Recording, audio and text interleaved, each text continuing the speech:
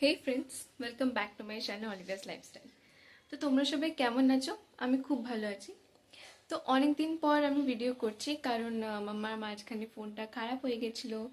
তারপর এক্সাম ছিল। অনেক দিন পর ব্লগ করছি আজকে। তো আজকের ব্লগটা খুবই স্পেশাল আর ইন্টারেস্টিং, কারণ আজকে আমি তোমাদের সাথে একটা রেসিপি শেয়ার করব। আমার মামা বানাচ্ছে, সেটা হলো চিলি মাশরুম। চলো রেসিপিটা দেখে নিই। আজকে হবে চিলি মাশরুম, অলিভিয়া বললো। তো আজকে চিলি মাশরুমের জন্য এখানে মাশরুম ধোয়া আছে, গরম জলে ধোয়া আছে, বাকি পেঁয়াজ, ক্যাপসিকাম, আদা, রসুন ফাইনলি চপ করা আছে, কাঁচা লঙ্কা, আর ওখানে আছে সবজি সস, ভিনিগার, আদা রসুন বাটা, চিলি সস।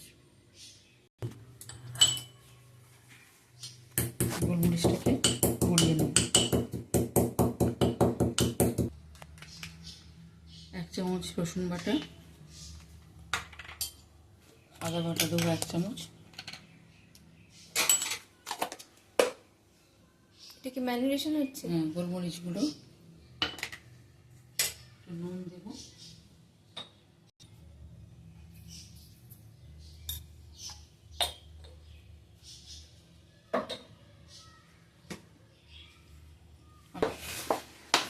কর্নফ্লাওয়ার কত? 2 চামচ দেবো।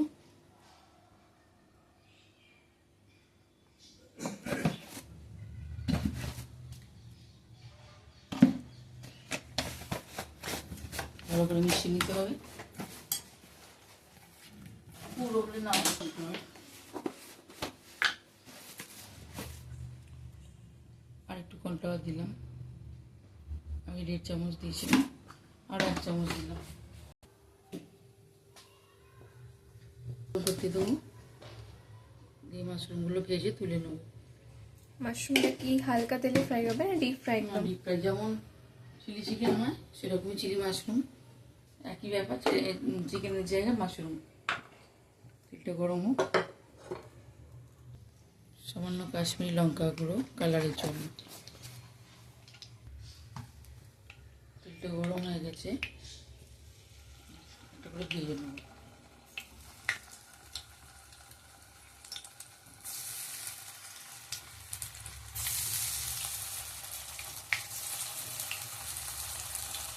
কতক্ষণ ফ্রাই করতে হবে? 5-7 মিনিট, একটু ক্রিস্পি হয়ে গেলে নামিয়ে নেবে।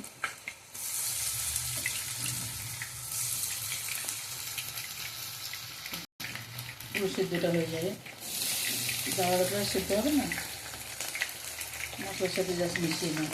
বলো। ফ্রাই হয়ে গেছে, বা তুলে নিচ্ছি ঝুড়ির মধ্যে। তারপরে সব তুলে নেব, ভেজে তোলা হয়ে গেল। এর মধ্যে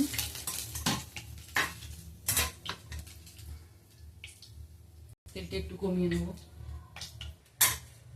এবার কি হবে? তেলটা ভাজা হয়েছিল, অতটা তেল দরকার হবে না। এবার তেলের মধ্যে রসুন কুচিটা দেবো। আগে রসুনটা একটু বেশি দেবো।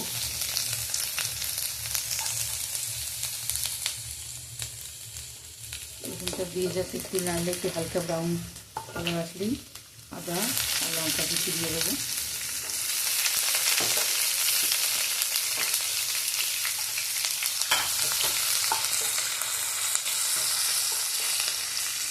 এবার দিয়ে দেবো পেঁয়াজ আর ক্যাপসিকামগুলো। পেঁয়াজ আর ক্যাপসিকাম একসাথে? একসাথে দেবো, খুলে খুলে দিয়ে দিচ্ছি। খুলেও যাবে, ভাজতে ভাজতে খুলে যাবে।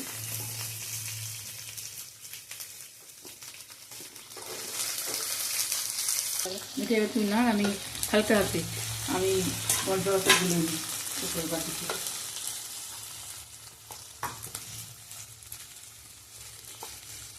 লো টু মিডিয়াম ফ্লেমে এটাকে ভালো করে স্টার করতে হবে। এবার তুমি এটা কি স্লার বানাচ্ছ?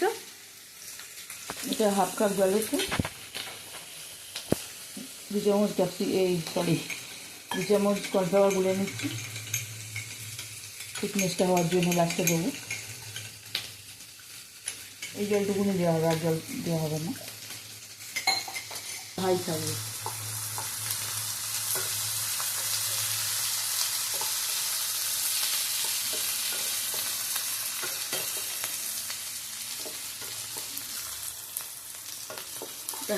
ভাজা হয়ে গেছে, এটা পুরো ক্রাঞ্চি হবে, পুরোপুরি যে সেদ্ধ হবে না এটা।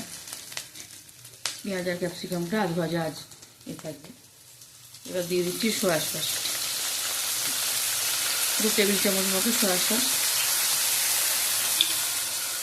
বিশেষ করে যেমন ঝাল খাবে সেরকম অনুযায়ী দেবে।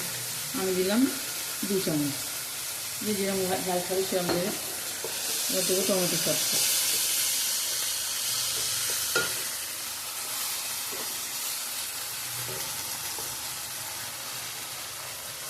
টমেটো সসটা ওইরকম 3 টেবিল চামচ মতন।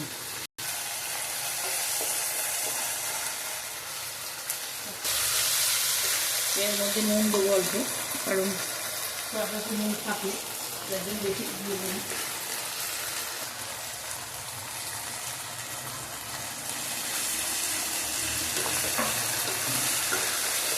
সব রান্নায় আমি একটু চিনি দিই, চাইনিজও বাদ যাবে না, চিনি একটু দেবো সামান্য। চিনি কেন? চিনিটার সবজা বা সসগুলো রয়েছে ব্যালেন্স করার জন্য, টক ঝাল সবগুলোকে ব্যালেন্স করবে। মিষ্টি হবে না, কিন্তু ব্যালেন্স করবে। এবার মাশরুমগুলো দেবে? না, কর্নফ্লাওয়ারটা দিয়ে দেবো লাস্টে, মাশরুম দেবো না, নরম হয়ে যাবে। কর্নফ্লাওয়ারটা দেওয়া হলে না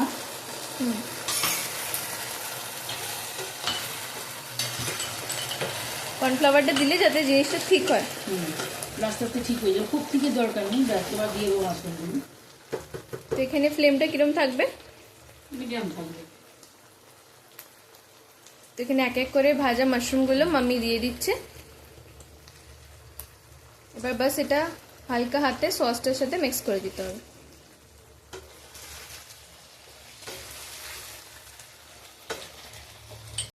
হয়ে গেছে, এবার অল্প গোলমরিচ ছড়িয়ে দেবো ওপর থেকে, আর সামান্য দেবো ভিনিগার, একদম। কারণ ভিনিগারটা দিয়ে রান্না করলে তেতো হয়ে যাবে, যে কোনো টক জিনিস দিয়ে রান্না করা যায় না। ব্যাস এবার সার্ভ করে দেবো। সার্ভ করে দিচ্ছি, হয়ে গেছে চিলি মাশরুম। রেসিপিটা কেমন লাগলো অবশ্যই জানাবে। যদি আমাদের চ্যানেলটা ভালো লাগে তাহলে একটা লাইক, শেয়ার আর সাবস্ক্রাইব করে দেবেন। বাই বলে দাও। বাই।